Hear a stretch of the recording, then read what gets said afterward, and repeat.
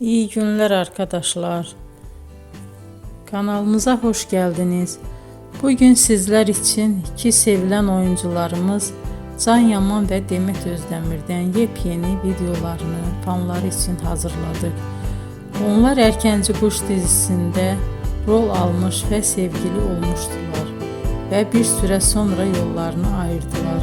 Biz onları birbirine çok yakıştırıyoruz ve onların en güzel videolarını fanları için hazırladık.